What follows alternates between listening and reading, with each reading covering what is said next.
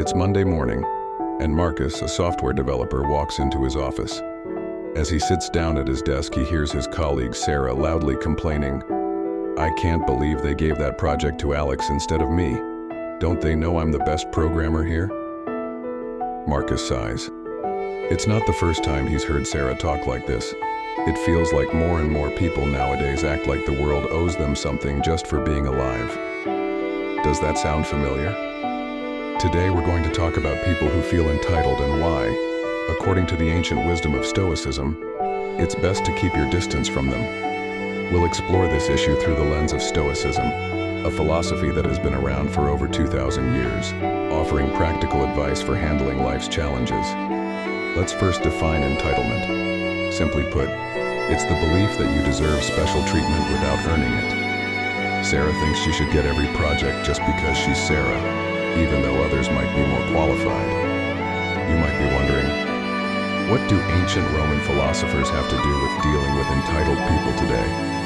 Stick around, and you'll find out how Stoic philosophers like Marcus Aurelius, Epictetus, and Seneca can help you navigate a world filled with entitlement.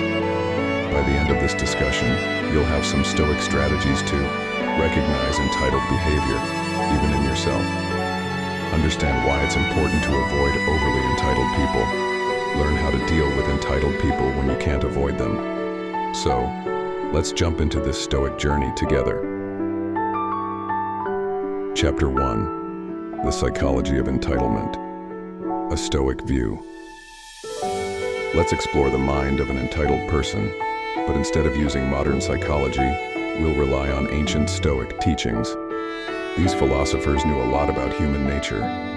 Epictetus, one of the most famous Stoic philosophers, started life as a slave but became a respected teacher in Rome.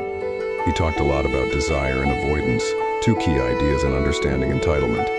He said, "The wise person doesn't get upset about what they don't have, but is grateful for what they do have." Imagine Sarah, the programmer from earlier, taking this advice. Instead of complaining about the project she didn't get, she could appreciate the skills and opportunities she already has. But people who feel entitled tend to do the opposite. They focus on what they think they deserve, rather than what they already have. The Stoics believed that living a good life meant living according to virtues like wisdom, justice, courage, and self-control. Entitled people, on the other hand, often think, "I deserve this because I want it," while a Stoic would ask, "Is wanting this in line with being wise or just?"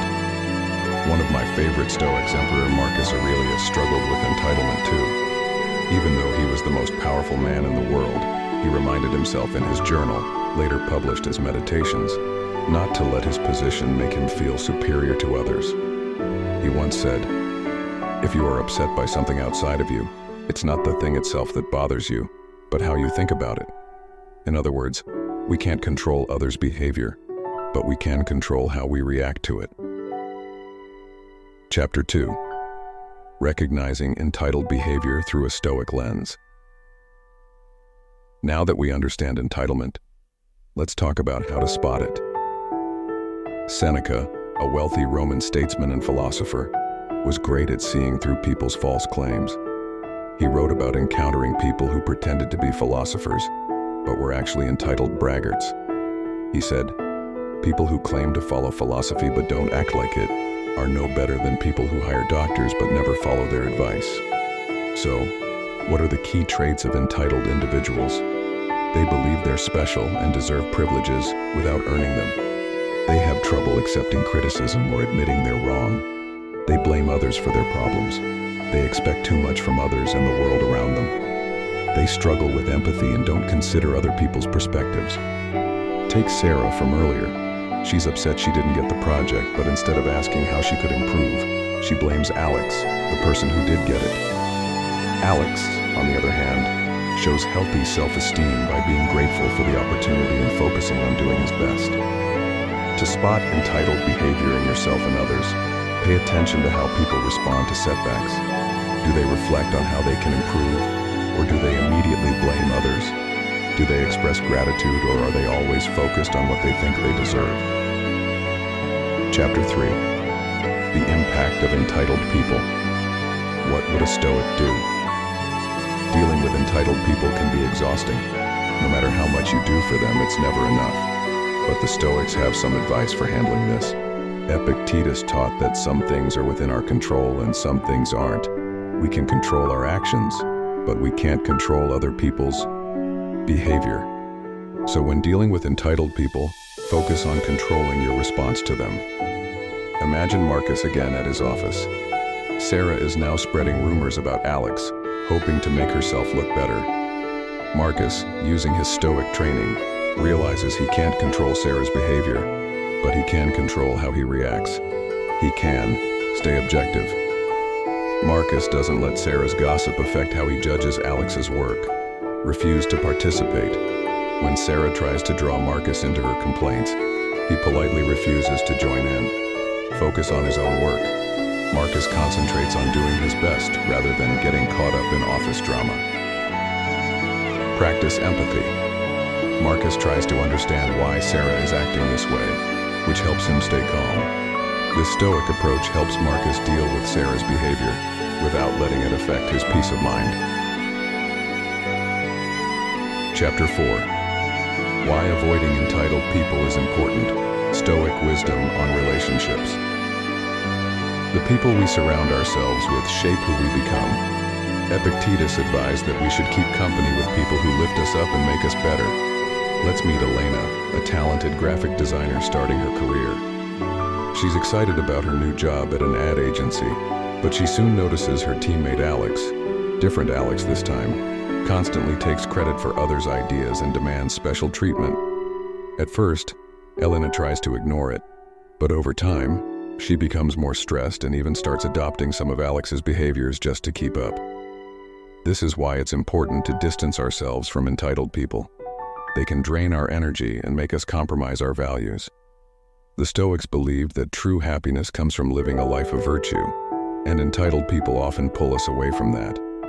Seneca once wrote that we should associate with people who will make us better. By spending too much time around entitled people, we risk letting their behavior influence us. Elena eventually realizes this and starts focusing on her own work, giving credit to others and improving her skills.